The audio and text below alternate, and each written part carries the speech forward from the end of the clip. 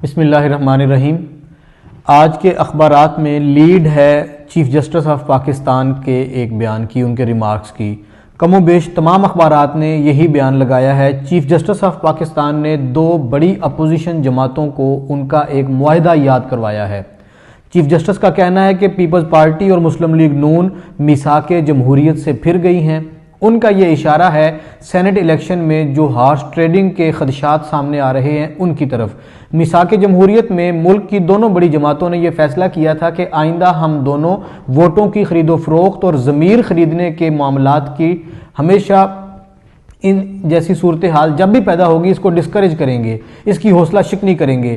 اب جو صورتحال بنی ہوئی ہے، پی ٹی آئی تھوڑی خوفزدہ اور پریشان لگ رہی ہے۔ وزیر اعظم ہر روز اس طرح سے اپنی ایکٹیویٹی دکھا رہے ہیں، اپنی دلچسپی دکھا رہے ہیں، جبکہ مسلم لیگ اور پیپلز پارٹی دونوں مل کر سینٹ الیکشن کا جیسے ہم کہہ سکتے ہیں چیزہ لے رہے ہیں۔ جو ایشو ہے وہ یہ ہے کہ ووٹ خفیہ ہو یا اوپن ہو۔ اوپن بیلٹنگ کا کیس سپریم کورٹ میں بھی ہے۔ اس حوالے سے چیف جسٹس آف پاکستان نے کہا ہے کہ اگر یہ دونوں جماعتیں خفیہ ووٹنگ چاہتی ہیں تو کیا ان کا خیال ہے کہ یہ ووٹ خریدیں گی یا یہ ووٹوں کی خرید و فروخت میں ملوث ہونا چاہتے ہیں؟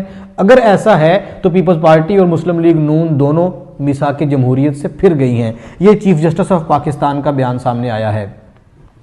گیلانی صاحب کے کاغذات منظور ہوئے ہیں۔ یوسف رضا گیلانی کے اسلام آباد کی نشست پر وہ پی ڈی ایم کے متفقہ امیدوار ہیں، ان کے کاغذات نامزدگی منظور کر لیے گئے ہیں، جبکہ مسلم لیگ نون کے اہم رہنما پرویز رشید کے کاغذات مسترد کر دیے گئے ہیں۔ وہ اسلام آباد میں موجود پنجاب ہاؤس کے نادہندہ ہیں، وہاں انہوں نے کچھ واجبات ادا کرنے ہیں جن کی ادائیگی نہ ہونے کے باعث انہیں جو الیکشن ہے سینٹ کا اس کے لیے اہل قرار نہیں دیا گیا، ان کے کاغذات مسترد کر دیے گئے ہیں۔ اسی طرح سے کچھ سینٹ کے امیدوار بلا مقابلہ منتخب ہو چکے ہیں۔ مقابلے پہ جو امیدوار تھے انہوں نے کاغذات واپس لیے ہیں۔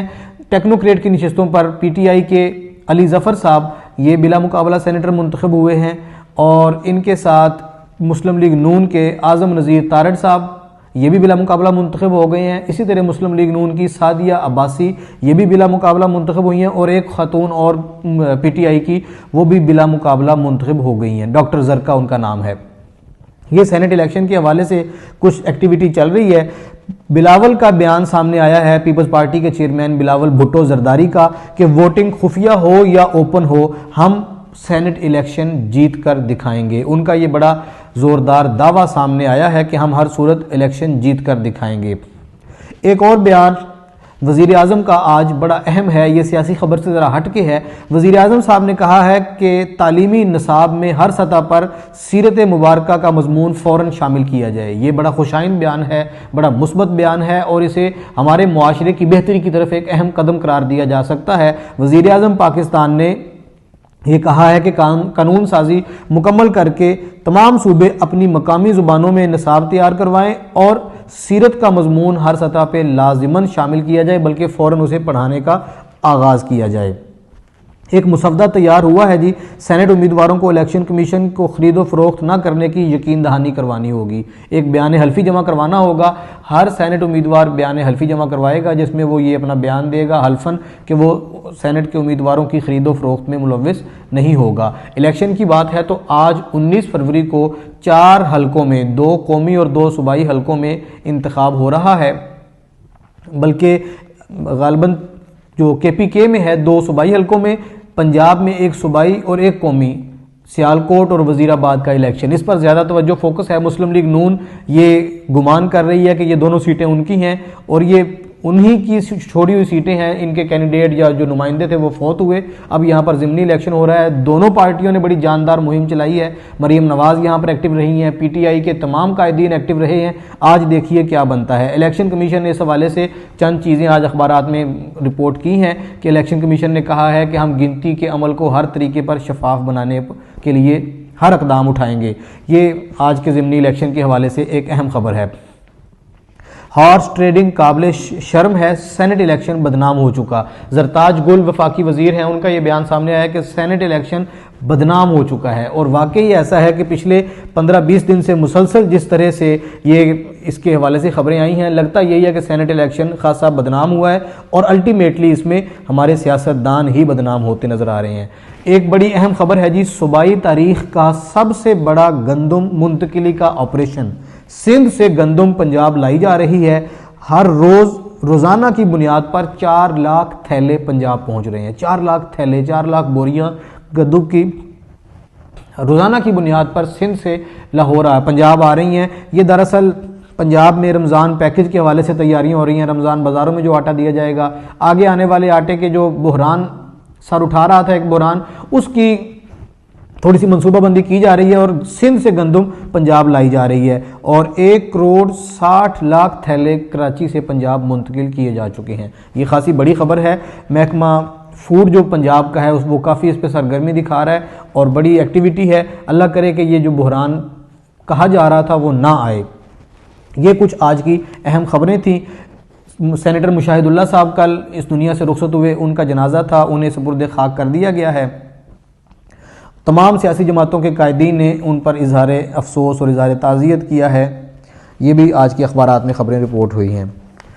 کالموں کا تذکرہ کرتے ہیں تو روزنامہ جنگ میں منصور آفاق صاحب نے کالم لکھا ہے، اور انہوں نے اپنے کالم میں منصور آفاق صاحب نے ایک ایسا موضوع اپنایا ہے، عام طور پہ ہمارے کالم نویس اس پر نہیں لکھ رہے، اور وہ موضوع ہے وزیر اعلیٰ پنجاب سردار عثمان بزدار صاحب کی کارکردگی پہ تعریفی کالم لکھا ہے انہوں نے۔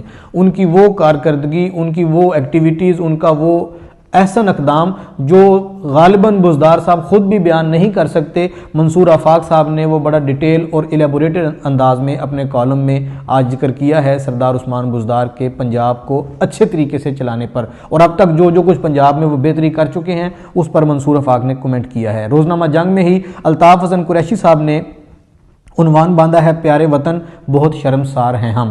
انہوں نے وطن عزیز کی سیاست اور یہاں پر سیاست کے اندر پیسے کی مداخلت اور ان کا یہ کہنا ہے کہ پیسے نے جو دولت کی صورت میں علائشیں ہماری سیاست میں شامل ہو گئی ہیں، اس سے ہمارا ملک کس طرح سے تنزلی کی طرف جا رہا ہے۔ روز نئے سکینڈل، انہوں نے اپنے کالم میں براڈ شیٹ سکینڈل کا حوالہ بھی دیا، یہ ویڈیو سکینڈل اور پیسوں کا لین دین، سیاستدانوں کے جو قبیح معاملات ہیں، ان کی انوالومنٹ ہے، ان سب کا تذکرہ کر کے انہوں نے کہا ہے کہ پیارے وطن بہت شرمسار ہیں ہم۔ الطاف حسن قریشی صاحب نے عطاء اللہ قاسمی صاحب نے سینیٹر مشاہد اللہ مرحوم کو خراج عقیدت پیش کیا ہے، ان کو تحسین کی ہے، آج ان کو ٹریبیوٹ کرنے پر کالم لکھا ہے عطاء اللہ قاسمی نے روزنامہ جنگ میں۔ روزنامہ 92 میں اوریا مقبول جان صاحب کا کالم ہے ہمارے پاکستان کے حوالے سے پاکستانی جمہوریت کی خرابی کی جڑ اور اصلاح کا رستہ۔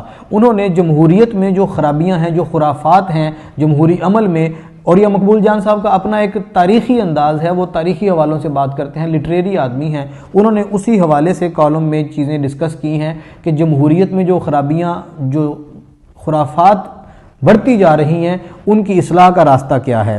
اسی طرح روزنامہ 92 میں آج ڈاکٹر طاہر رضا بخاری کا کالم ہے ہندوستان کا سب سے بڑا سماجی انقلاب۔ یہ بھی ایک ہسٹری پر مبنی، تاریخ پر مبنی کالم ہے۔ آج اسلامی مہینے کی 6 تاریخ ہے، 6 رجب، اور یہ ہندوستان کے سب سے بڑے ولی کامل حضرت خواجہ معین الدین چشتی اجمیری، جو اجمیر شریف میں جن کا مزار ہے، آج ان کا عرس ہے، اور یہ طاہر رضا بخاری صاحب ہمارے محکمہ اوقاف پنجاب کے ڈائریکٹر جنرل ہیں، تو انہوں نے خواجہ معین الدین چشتی کا اجمیر میں، دہلی میں قیام، بر صغیر میں ان کی آمد، اور یہاں پر ہندوؤں کے ساتھ ان کے معاملات، کس طرح سے انہوں نے اسلام کی تبلیغ کی اور اسلام کا جھنڈا بلند کیا، ان ساری چیزوں پر طاہر رضا بخاری صاحب نے کالم لکھا ہے۔ جو اصلاحات اور سماجی انقلاب خواجہ معین الدین چشتی نے برپا کیا، اس کا ذکر اپنے کالم میں کیا ہے۔ روزنامہ دنیا میں ڈاکٹر حسین احمد پراچا صاحب نے کالم لکھا ہے کیا ووٹ ہمیشہ کے لیے خفیہ ہوتا ہے۔ ڈاکٹر حسین احمد پراچا صاحب ایک معروف ماہر تعلیم ہیں، استاد ہیں، ان کا یہ کالم بھی ہماری جو ہماری الیکشن کی جو ہسٹری ہے اس پر یہ ان کا سارا ڈیٹیل کالم ہے کہ ووٹ کب خفیہ ہو کر بھی سامنے آیا ہے، کس وقت ہم نے ووٹ کے تقدس کو پامال کیا ہے۔ انہوں نے گزشتہ سینٹ الیکشن کا بھی حوالہ دیا، اور الیکٹرل ریفارمز جو ہم کہہ کے نہیں کرتے، ان کی وجہ سے جو چیزیں، جو برائیاں ہمارے الیکشن سسٹم میں ہیں، ان سب کا تذکرہ ڈاکٹر حسین احمد پراچا صاحب نے آج کے کالم میں کیا ہے۔ یہ آج کی خبریں اور کالم تھے۔